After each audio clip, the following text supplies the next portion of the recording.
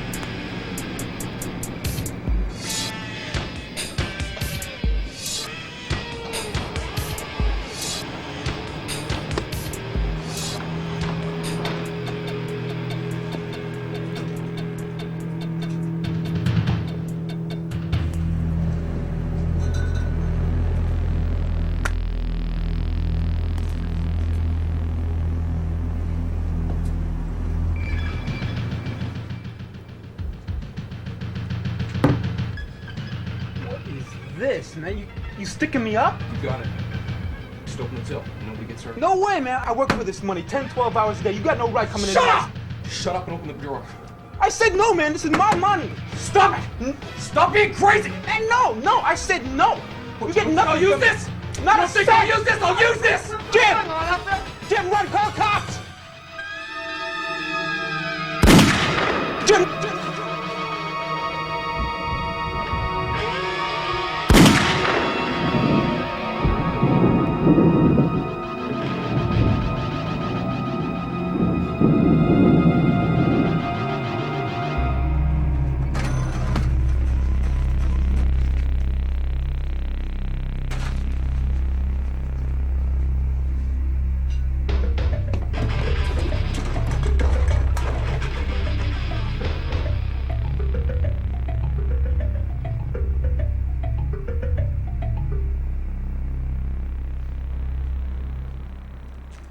Hello, I'm Detective Merle Carner of the Robbery Prevention Unit of the Seattle Police Department. What you have just seen is a worst-case scenario of a late-night retail robbery, and what you have seen did not have to happen. To comply with the safety codes of the state of Washington, each retailer must have in place a formal accident prevention program, and part of that program deals with the Late-Night Workers' Crime Protection Code. This code provides employees with the knowledge and skills needed to prevent or defuse violent situations like the one you've just seen. Your personal safety and the safety of your co-workers and customers might someday depend on how carefully you listen to what we're talking about here. The first thing we need to discuss are the steps you can take before you are victimized to help prevent violence or a robbery. Let's start with the appearance of the store. Fortunately, stores that are attractive to customers are usually unattractive to robbers. Remove clutter and signage that block windows. Give your establishment a fishbowl appearance with the cash registers in plain view through the windows so you can see out and passers-by and police patrols can see in. And keep the front of the store free of merchandise displays a robber could hide behind. Keep the store and parking lot brightly lit, replacing burned-out bulbs or fixtures immediately. Keep the shelves well stocked and the premises neat and clean, with the aisles free of clutter or boxes. Familiarize yourself with possible hiding places outside the store, such as phone booths and dark corners. Take note of possible escape routes from the store. When you're working at night, if there are no customers in the store, get away from the sales counter and busy yourself by dusting, sweeping, or stocking shelves. A robbery is much more difficult if the victim is away from the till. When customers enter the store, make eye contact and greet them in a friendly manner. Ask them if they need your help finding anything. Customers appreciate this. Robbers don't. Keep an eye on the parking lot in front of the store through those unobstructed windows. Look for anyone who may be watching the store or loitering nearby. If the phone booth in your lot invites loitering, you might want to ask the phone company to remove it. Keep a pair of binoculars within easy reach, preset to focus on a license plate in the lot. Use those binoculars and jot down the license number of any suspicious vehicle. Police and emergency numbers should be posted by the phone along with the address of the store. In a moment of crisis, it's sometimes hard to remember these things. In any suspicious situation, don't hesitate to call 911. Describe the situation and ask for a police car to patrol the area. A large mirror, mounted to show what is going on in the back of the store, provides an excellent way to keep an eye on all corners of the premises.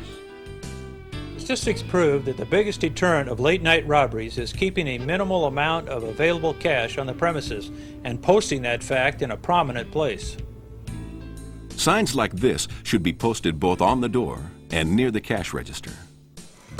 A maximum of $50 in fives, ones, and change is adequate for normal operations in most establishments. The fact that the safe has limited access should also be posted. As $10 and larger bills are received, use a time-locked drop box or comparable limited access safe for them. And explain why you're doing so in the presence of the customers who negotiate those bills with you. Word gets around. After dark, use only one cash register. Empty registers should be left open with their cash drawers tilted upward. And above all, don't keep any weapons or firearms on the premises. Statistics show over and over again that your chances of avoiding violence during a robbery are much better if you do nothing to escalate the conflict. All these precautions greatly decrease the likelihood that your store will become a target for a late-night robbery. Nevertheless, as we've seen, robberies still do happen. Let's see how careful preparation could have prevented the violence we witnessed earlier.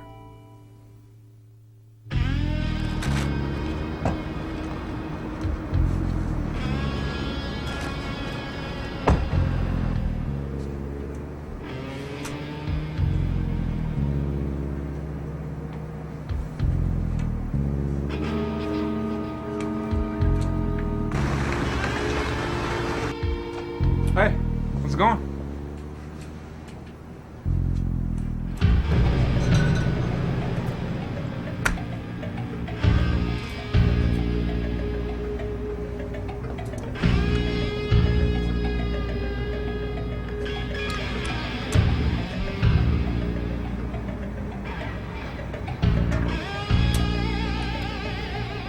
Don't move. All I want's the money in the till, man.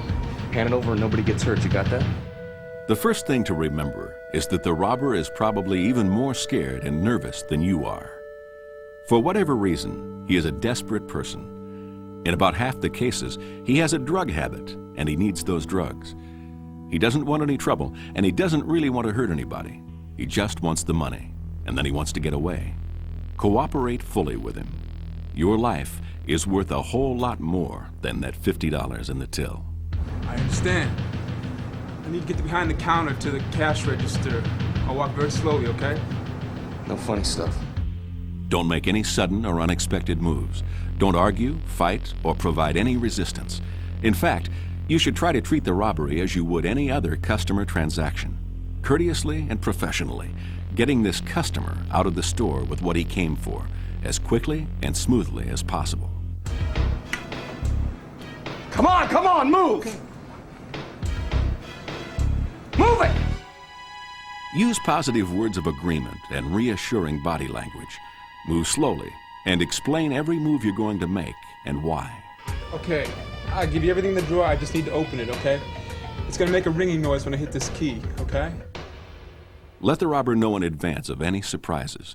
If there's anyone else on the premises, warn the robber of the possibility that someone might appear. Okay. But no alarms and no funny stuff. Right. There's a guy in the back room doing inventory. If he comes out, I'll handle it. And make sure he cooperates, okay? Okay, stop stalling. The cash, move it! Right. I'm just gonna press this button, and then I'm gonna move way back. The money is inside. Yeah, go for it! At this point, give the robber plenty of free space to operate. No unexpected moves or resistance, no arguments or heroics. Again, be courteous and treat this customer and this transaction in the same manner you would treat any other. Don't try to stop or pursue the robber. stay put. Don't follow me and don't touch a phone for 5 minutes, you understand? George, is everything okay out there? I'll handle it. Jim, stay calm and stay back. Everything is under control here. Nobody's gonna get hurt. Just stand still and do exactly as he tells you to. Everything's handled. No calls. Nobody's gonna follow you. Everything's all right.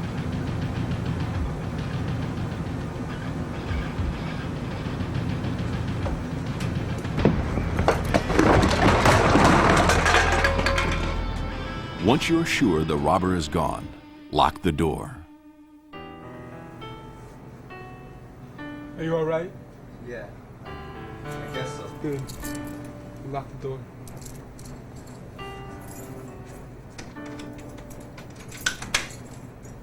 Be careful not to touch any evidence that might carry fingerprints, and call the police.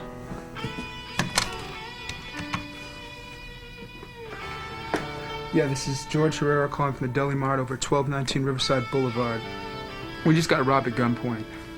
Stay on the line. Give the police all the particulars about who you are, where you are, and what the robber looked like. No, we're okay. Yeah, we locked the door. Caucasian male, maybe 6'1", late 20s, close crop, dark hair, Levi's, t-shirt, dark t-shirt, black leather jacket, on foot, heading north. Some kind of handgun. Okay, we'll be waiting for you. Right.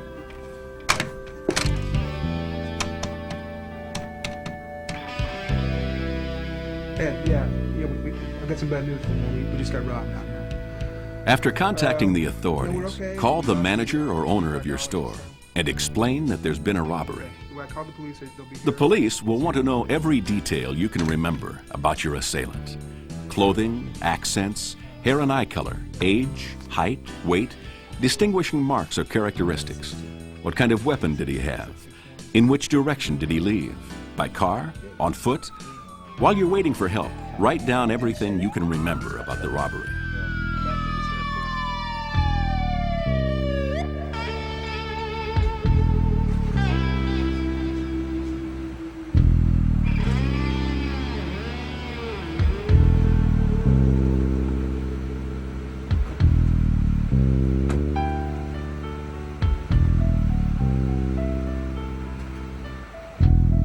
If you've handled the situation according to these proven guidelines, your chances of avoiding violence and surviving an armed robbery are excellent. To make certain you're clear about the important details, let's briefly review what we've learned. First, make your store unattractive to robbers.